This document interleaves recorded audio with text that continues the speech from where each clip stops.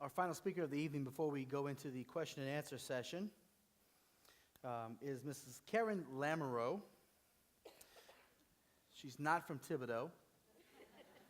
She actually comes to us by way of Arkansas. She's an Arkansas parent that you may be familiar with. You may not know many Arkansas parents, but you probably know this one. She has appeared in a viral video tackling some of the issues associated with the Common Core. She has appeared on the Glenn Beck program to discuss the Common Core State Standard Initiative.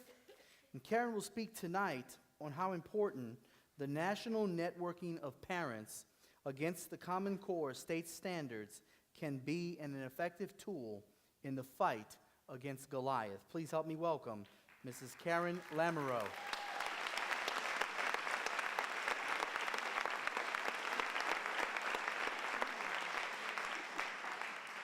Good evening. Thank you for having me. I get asked this question a lot. What is Common Core?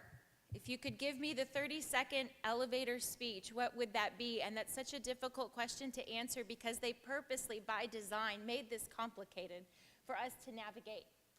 But this is what I have come up with. The Common Core State Standards Initiative is a comprehensive reform package. It includes echoes of past reform efforts and is tied to a global agenda, which includes national standards and increased testing to which teacher evaluations are tied.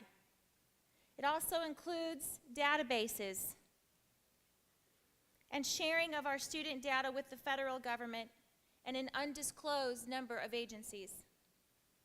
Other elements include behavioral and non-cognitive assessments, workforce pathways, and increased for-profit charter school expansion. This is a violation of our constitutional rights and our state sovereignty. And it creates a market that profits from our tax dollars. Fellow parents,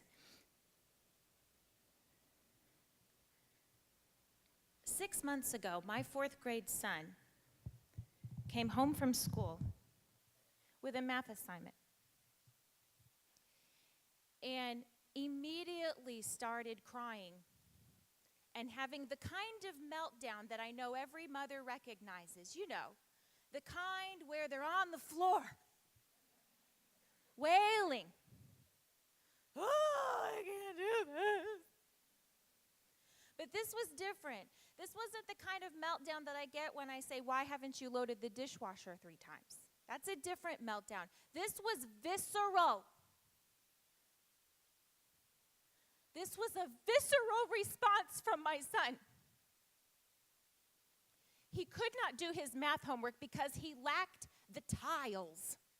The tiles were in the tile box in the classroom, and unless he has all of these hundreds of tiles to lay out on the dining room table to count, he cannot do a simple single-digit multiplication problem in the 4th grade. He is beside himself. And I say, you know, I memorized my multiplication tables in the 3rd grade. I distinctly remember that. You want to know why? I remember because my grandmother was the one who made me sit on the living room floor with those darn flashcards for hours, and I hated her for it. I hated her for it. I have a daughter that's 1 year older than my son. She memorized her multiplication tables last year. Why didn't my son learn them in the 3rd grade last year? What changed? Boy, this teacher, she's got a real problem, doesn't she? I'm going to go talk to this teacher. Boy, she's going to hear from me. What we ended up doing for my son was emptying a box of raw Kraft macaroni and cheese so that he could lay the raw noodles out on the table and count them one by one to do his math assignment. We spent 3 hours counting macaroni to do something he should have been finished with in 15 minutes. I go meet with the teacher. What is this crap that you're sending home with my child? Here comes another visceral response. She gets up. She closes the door. She closes the blinds. She lowers her voice and says, I have no choice. I don't like this any more than you do. Welcome to the Common Core.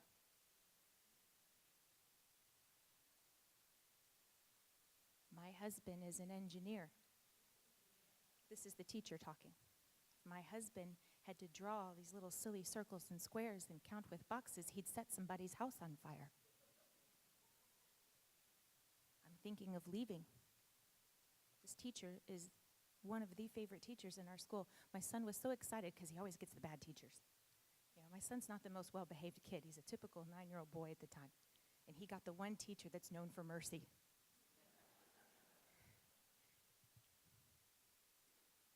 And my heart sank for her. Don't tell me this isn't a federal mandate. When my teacher cannot exercise her craft. When my teacher is being scripted. When she tells me that now she's in a pickle, see, because the kids never learned multiplication last year. Oh, why? That was the 2011-2012 year. That's the year the standards roll out for 3 through 8. That was the year it hit my son's classroom. Guess what? No rote memorization. But hey, did you all notice they changed that in the standards? I was reading on the core standards page just the other day. They added rote memorization of multiplication tables. That wasn't there a few weeks ago, was it, Dr. Milgram? They hear me. Can you hear me, Arnie? Are you out there? I'm coming. Because you see, Arnie, unlike the interview that you gave to Charlie Rose back in 2009, where you talked about how you envision our schools, did y'all hear what Arnie Duncan said about that? What did he say? He wants our schools open 6 to 7 days a week, 12 to 14 hours a day. The schools, a government institution, will become the center of our community. And then Melissa Harris Perry, with the very leaning forward MSNBC, does a commercial that's aired during the PGA golf tournament that says, we need to get over this whole notion you parents think your children belong to you. They belong to the community. I've been wearing my tinfoil hat proud for the last 6 months. My kid belongs to me, damn it.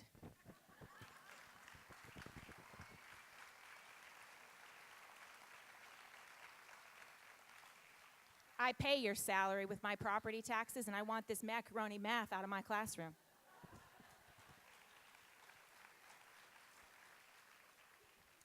When she told me that this was Common Core, okay, well, there's hope. We'll go to the school board, we'll talk to them, find out what this is all about. We'll get this fixed up. Oh, I don't have a school board. We haven't had a school board in my district for 5 years. I know now that was by design. That's another story for another conference. I go to the next parent-teacher conference, which was for my daughter, her teacher, who I love. She's very eccentric, but she's a great teacher. And I asked her opinion of this Common Core. She gets up. She closes the door. She closes the blinds. She lowers her voice, and she says, let me tell you something. I've been teaching for 30 years. This is crap. And they're trying to run me out of here because I'm the only one that speaks up. They got all these nice new little young teachers coming out of the college, and they all think this Common Core is great stuff because they're not old enough to know any better. I've been here for 30 years, and they won't listen to me.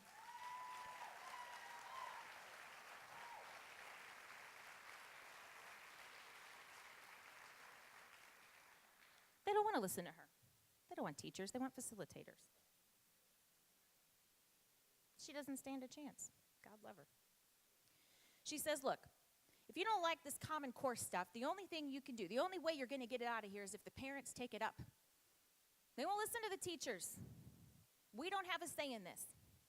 You're going to have to take this up, and good luck to you. Okay, so I get to reading.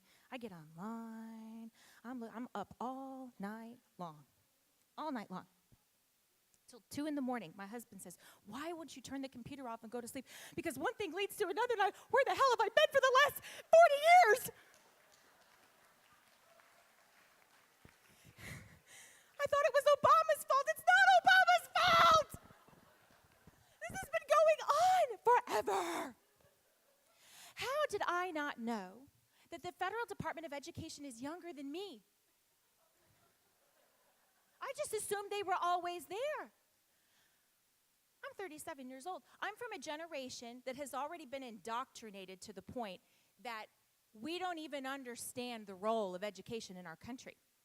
And what's happened is, what I've learned, what I've managed to cram into the last 6 months that should have been taught to me in school, and I went to private school my whole life, is that America is having an identity crisis. We're having an identity crisis with education. This is the fork in the road. It's very clear what these speakers told you about this being about workforce pathways and human capital. They don't see our children as human anything, really. They don't. This is about profit. This is about a one-world government and control of people without money and say, freedom. Okay? So, and that's not tinfoil hat. Representative Lair in Missouri. Hope you like the hats you got today at the legislature. This is fact. Look it up. The parents are doing the homework for you guys in the legislature. Those of you that are here, you need to listen to these mothers because they've been up all night. You want facts? We'll give you facts. These are our kids. We're not making this up. I'm not a politician. I don't belong to any particular group. I do follow Emmett with Truth in American Education. But I have nothing to gain from this. I don't have time for this. I don't have time to drive 8 hours to come to Louisiana to convince a bunch of people in another state that they need to take up this cause because if we don't work together, it won't work. I've got 3 kids and a business to run, and I am a free woman, and I shouldn't have to do this in a free country. But alas, this is where we are. So, let me just share with you, how much time do I have? Am I running over? Because, I'll talk about this all night if you let me.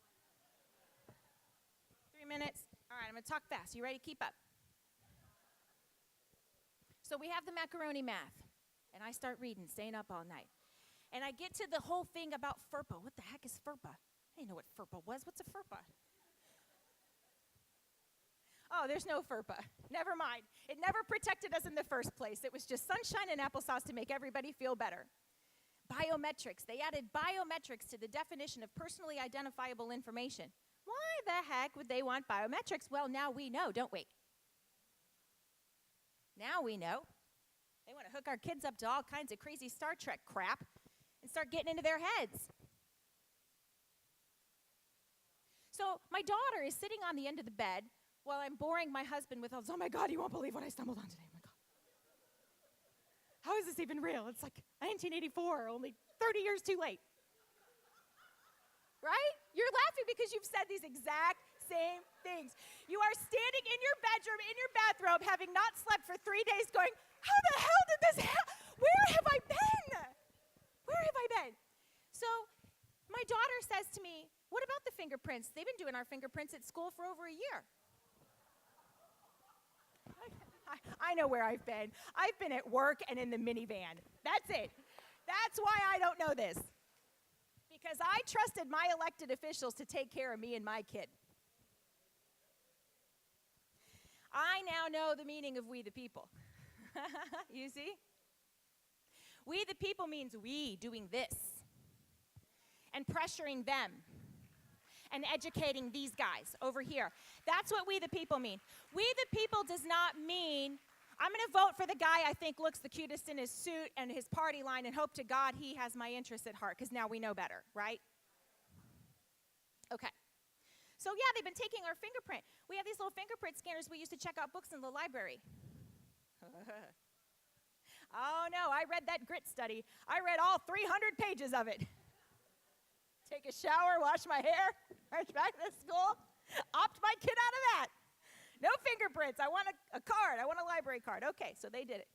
So a few more long nights. I get to reading some more about all this the cognitive behavioral assessments these guys want to do and their intentions and how my kid's just a piece of human capital.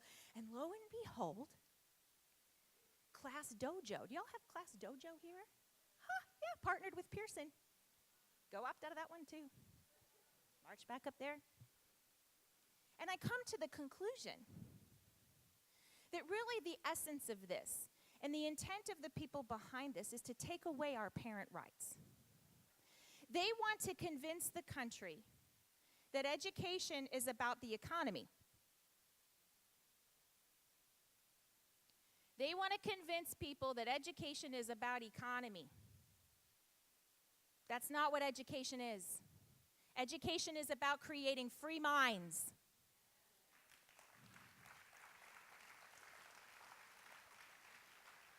When you take away the parent right and you start doing with our children what you want to do when we're not there, you are taking away our rights, and you are not educating our children, you are programming our children. And that right there is where I draw the line, see? That's when I end up in front of the state school board in Arkansas, when they won't listen to me. See, that happened back in the Clinton administration. The Goals to Work 2000 Act and this workforce planning crap goes way back behind the Clintons, but you can't blame the political parties for this, because both parties equally sold us out to this. Both of them did. Bush, all of them. So, went up to my state school board after emailing with them 2 weeks, not getting appropriate responses, getting copy and paste propaganda from the Common Core website. So I went up there and gave them a piece of my mind and plastered their asses all over YouTube for 500,000 viewers.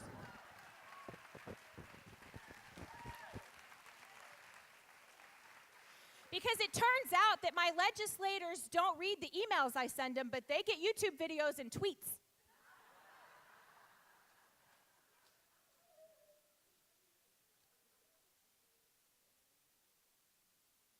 All right, here's the thing. One more thing I wanted to point out that wasn't mentioned about the gates, because I noticed there's a lot of people in the audience who were unaware of the gates thing. Think, okay, I'm sorry. I got so much, and it's only one trip in Louisiana. Okay. If you want to know how much Gates is involved in this, just go into his database. Look, this is what kills me. These people want to say we're conspiracy theorists. There's no theory. They're proud of it. They brag about it. The United States Department of Education